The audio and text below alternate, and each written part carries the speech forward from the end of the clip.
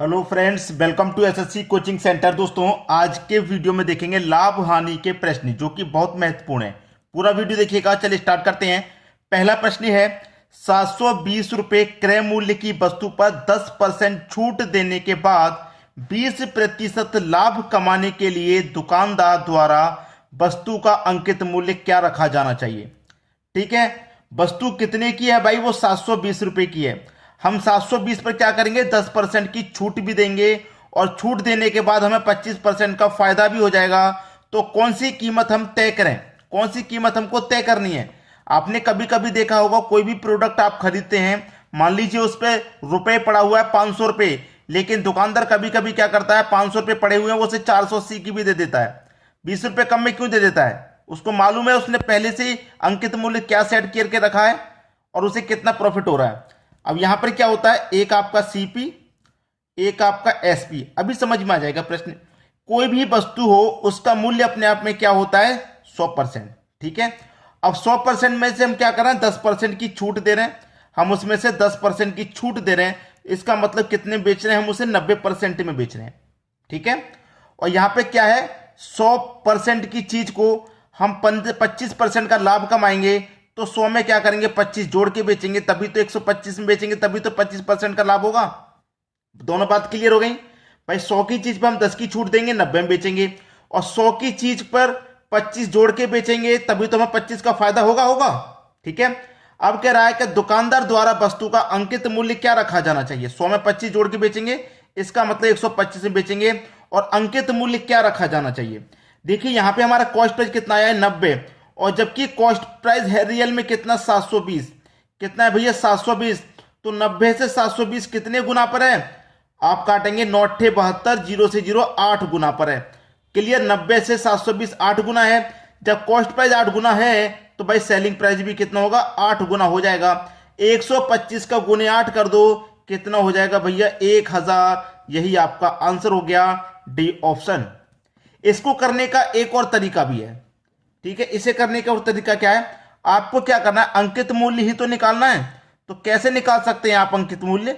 मैं बताता हूं कैसे निकाल सकते हैं। अंकित मूल्य बराबर क्या होता है?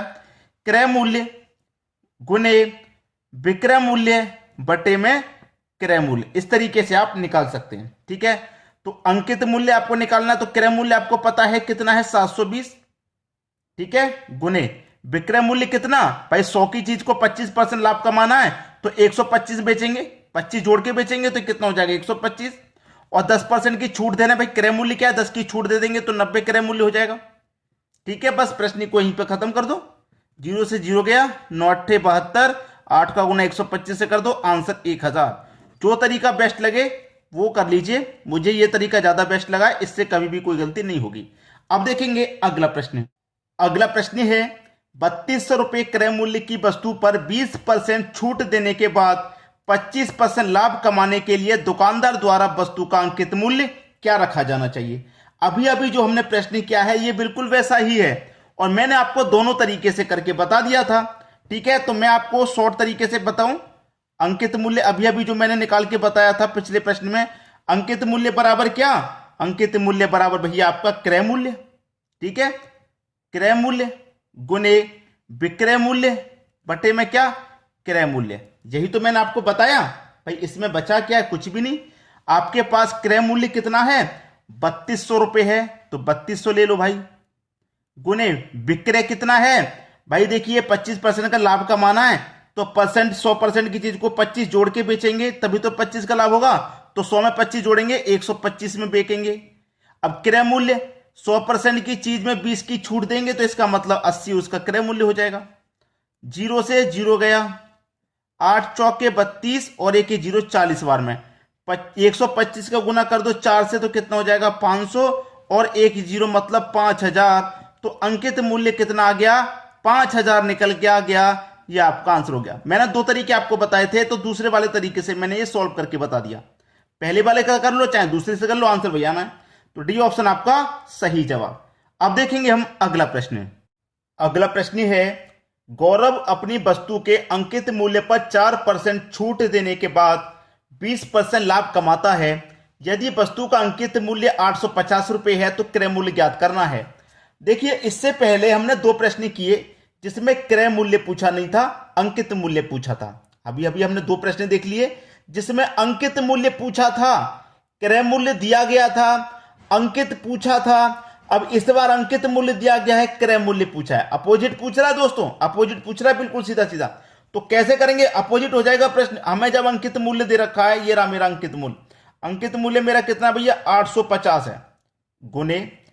अब देखिए करता क्या था, जब मुझे अंकित मूल्य निकालना होता तो ऊपर में जोड़ता जो फायदा होगा उसे, नीचे हानि वाले को 100 में से। अब यहां पे क्या करेंगे, 4% की छूट दे रहा है तो 100 में से 4 घटा दो, कितना हो जाएगा भैया 96 हो जाएगा। 20% का लाभ कमा रहा है, 100 में 20 जोड़ दो तो 120 में बेचेगा। ठीक है, जब अंकित मूल्य निकालते थे तो फायदा वाला ऊपर और हानि वाला नीचे रखते, लेकिन अब क्रय मूल्य निकालने, अंकित मूल्य तो दिया गया है, क्रय मूल्य निकालना तो अपोजिट हो जाएगा, हानि वाला ऊपर प्रॉफिट वाला नीचे। प्रश्न यही खत्म कर दो अब। ठीक है, अब देखिए 0 से 0 गया, 12 8 96, 85 का गुना 8 से कर दो तो 8 का गुना 5 से करूंगा 40 का 0, कैरी का 4, 8 8 8 64, 64 में जोड़ दूंगा कैरी का 4 तो ये हो जाएगा 68। आपका आंसर आ गया 680। ये आपके प्रश्न का क्या आ गया आंसर। ठीक है, आंसर कितना है 680। ये क्या है, क्रय मूल्य है, ये क्रय मूल्य निकल के आ गया। अब मैं इसको क्रय मूल्य का मान लीजिए 680 रुपए मुझे क्रय मूल्य दे दिया, अंकित मूल्य निकालना है तो कैसे निकालूंगा, मेरे पास क्रय मूल्य 680, ठीक है, 20% का लाभ है तो 100 में 20 जोड़ूंगा 120, ठीक है, 4 की छूट है तो 100 में से 4 घटा दूंगा 96 आ जाएगा। ठीक है, अब इसी को मैं सॉल्व कर लूंगा, आंसर आ गया मेरा। ठीक है, इसे देखिए मैं कटाऊंगा, 12 कम 12 और 1 0, 12 8 96 कट गया। ठीक है, कट गया, 2 से कटा दूंगा, 2 पंजे 10, 2 से कट जाएगा 4 बार में, 4 से कटा दूं इसको, 4 1 कम 4, 2 बच्चे 28, 4 7 28 और 1 1 0, ये कट गया 170 बार में। अब 170 गुना 5 से कर दूंगा, 5 का 0 में करूंगा तो 0, 5 7 35, 35 का कितना आ जाएगा 5, कैरी का 3 और 5 1 कम 5, 5 में जोड़ दूं कैरी का 3 तो 850। तो अंकित मूल्य कितना आ गया 850 और अंकित मूल्य हमारे पास था कितना 850। तो दोनों ही वैल्यू मैंने आपको बता दी। जब आपको क्रय मूल्य निकालना है, क्रय मूल्य अंकित दे दिया जाए, क्रय मूल्य निकाले, हानि वाली ऊपर प्रॉफिट वाली नीचे। ठीक है, अगर अंकित मूल्य दे रखा है, क्रय मूल्य निकालना है, अंकित मूल्य मान लीजिए क्रय मूल्य दे रखा है और अंकित मूल्य निकालना है तो लाभ वाला ऊपर और हानि वाला नीचे। मैंने दोनों ही इसलिए आपको करके बता दिया ताकि कोई कंफ्यूजन ना हो। अब देखेंगे अगला प्रश्न। अगला प्रश्न है, एक व्यक्ति एक साइकिल को 10% लाभ पर बेचता है, यदि वह साइकिल 10% कम में खरीदे और 60 रुपए अधिक में बेचे तो उसे 25% का लाभ होता है। साइकिल का क्रय मूल्य क्या था।